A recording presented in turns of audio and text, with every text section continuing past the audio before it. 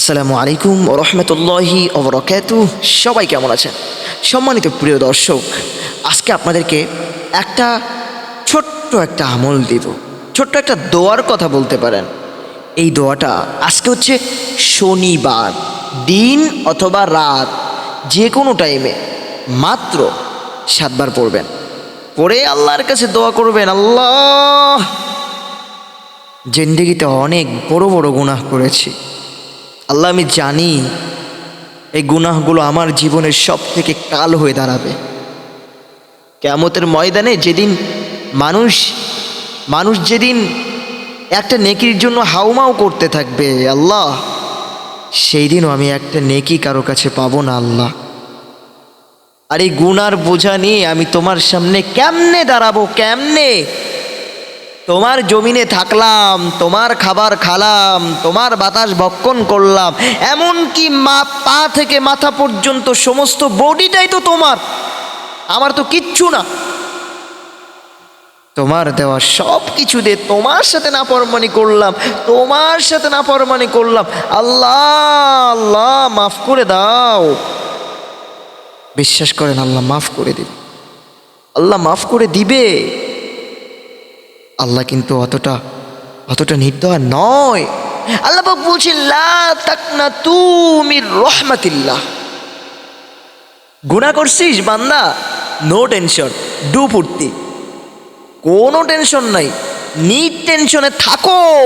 বান্দা যত বড় গুনাহ করো না কেন, যত জমিন থেকে আসমান পর্যন্ত, আসমান থেকে জমিন পর্যন্ত পুরো দুনিয়াটা গুনাহ দ্বারা ভরে ফেলছো, নো প্রবলেম, আমি তো আছি, আমার রহমত থেকে একদম নিরাশ হবে না। হে বান্দা, আমি তো তোর মুখের দিকে সব সময়, প্রত্যেকটা মুহূর্ত, প্রত্যেকটা সেকেন্ডে তোর মুখের দিকে আমি তাকায়া থাকি। বান্দা, তুই কখন আমাকে একটা বার ডাকবি, আল্লাহ, আল্লাহুম্মা গফিরলি, আল্লাহ, কখন তুই আমাকে ডাকবি একটা বার? মা যেমন সন্তানের মুখের দিকে তাকিয়ে থাকে, আমার সন্তান কোন সময় মা বলে ডাক দিবে। বাপ যখন সন্তানের মুখের দিকে তাকিয়ে থাকে, আমার সন্তান কখন আমাকে আব্বু বলে ডাক দিবে, আমার কলিজা ভরে যাবে। হে বান্দা, শুনে রাখ, শুনে রাখ, আমি কিন্তু একবারও বলছি না তোর বাপকে বাপ ডাকা আজকে থেকে বন্ধ করে দিবি। একবারও বলি নাই তোর মাকে মা ডাকা বন্ধ করে দিবি, আমি একবারও বলি নাই। আমি শুধু বলছি একটা বার, মাত্র একটা বার আমাকে ডাক দে না, তোর ডাক শোনার জন্য আমি রেডি আছি। ডাক দে একবার। বিশ্বাস কর বান্দা, একবার যখন ডাক দিস না তোরা, আমার কলিজা ঠান্ডা হয়ে যায়। ফেরেশতা আমাকে বলেছিল মানুষ সৃষ্টি করে না আল্লাহ, আমরা তো আছি, তোমার ইবাদত তো করতেছি। আরে বাবা, আমরা ইবাদত তো সব সময়, প্রত্যেকটা সেকেন্ডে তোমার ইবাদত করি আল্লাহ। কিসের জন্য মানুষ সৃষ্টি করবা তুমি? আরে ওরা তো তোমার নাফরমানি করবে, আরে ওরা তো তোমারটা খাবে, তোমারটা পড়বে, আবার তোমার সাথে বেঈমানি করবে। আল্লাহ, মানুষ সৃষ্টি করার কোনো প্রয়োজন নাই। আল্লাহ বলছে, আরে ফেরেশতা, তোদেরকে তো আমি বাধ্য করেছি ইবাদত করার জন্য, তোরা তো ইবাদত করবি, কিন্তু আমি মানুষ সৃষ্টি করব, ওদের ভিতরে আমি স্বাধীনতা দিয়ে দেবো, স্বাধীনতা।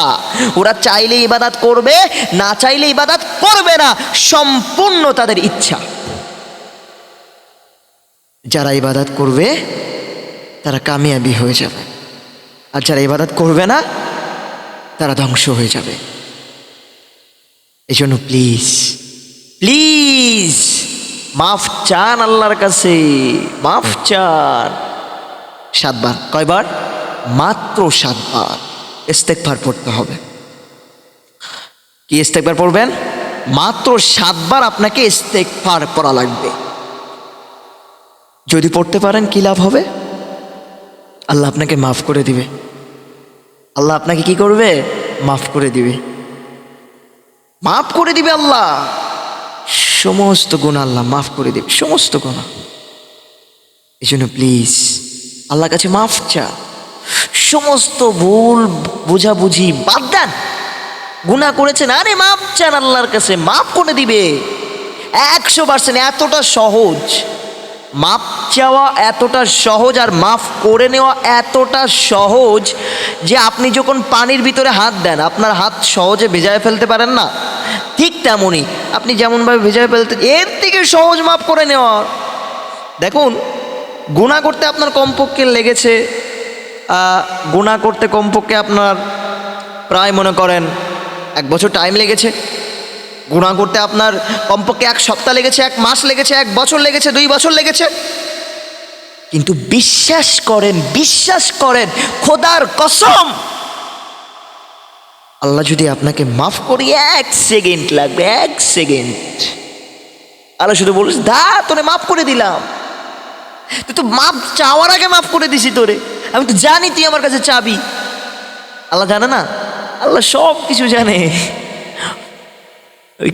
মনে আছে একদিন একটা ঘটনা বলছিলাম যে একটা যুবক যে জান্নাতে যাওয়ার জন্য কতটা বাহানা করছিল। হ্যাঁ, আল্লাহকে বলছে, আল্লাহ সামনে একটা গাছ, তো যাই না ওই পর্যন্ত, সমস্যা কি? আল্লাহ বললে, সত্যি তো, এরপর তো আর কিছু চাবি না তো? না আল্লাহ, যা। গাছ পর্যন্ত গেছে, সামনে দেখি জান্নাতের হাওয়া বেরোচ্ছে, পুর গেলমান নাচানাচি করতেছে, তাই দেখে ওর মন গলে গেছে গা। আল্লাহ বলছে, আল্লাহ আসলে বলতেও তো লজ্জা লাগতেছে, আসলে বলতেও তো পারতেছি না, কথা তো বলা শেষ, তারপরও আল্লাহ যদি একটু সুযোগ দিতে তাহলে খুব ভালো হতো। আল্লাহ কি জানে না তার মনে কি চাচ্ছে? আসলে আল্লাহ তো এটা শুনতে ভালোবাসে। আল্লাহ বলছে, যা তোর সুযোগ দে, জান্নাতে ঢোক। জান্নাতে ঢুকছে, ঢুকে বলছে যে, এ বান্দা আর কিছু চাবি না, তো চাওয়া শেষ? বলছে যে, আল্লাহ হ্যাঁ আমার চাওয়া শেষ, আর কিচ্ছু লাগবে না, আমি যে ঢুকেছি এটাই অনেক, আমার জন্য অনেক। বলছে যে, কেন চাবি না, আরো চা, আরো চা, আরো চা। সুবহানাল্লাহ, সুবহানাল্লাহ। তার মনে যত খুশি, সে চাইতে থাকে, এমন কি চাইতে সব চাওয়া শেষ হয়ে যায়। লাস্টে আল্লাহ বলে, এ বান্দা আর কিছু চাবি না? বলে, না আর কিচ্ছু লাগবে না আল্লাহ, সব রেডি তো। আল্লাহ বলছে, কেন চাবি না, চা, যা, তোর এর ডবল দিয়ে দিলাম, 3 গুণ তোকে আরো দিয়ে দিলাম। সুবহানাল্লাহ। আল্লাহ কোনটা ভালোবাসে জানেন? আপনি গুনাহ করবেন, আল্লাহর কাছে মাফ চাইবেন, আল্লাহর কাছে ছোট হবেন, আল্লাহ তুমি মাফ করে দাও, আমি না তোমার গোলাম, আমি না তোমার বান্দা, আমি না তোমার সৃষ্টির সেরা জীব। এরমভাবে মাফ চাইতে হবে, আল্লাহ পাক আপনার জিন্দেগির সমস্ত গুনাহ মাফ করে দিবে।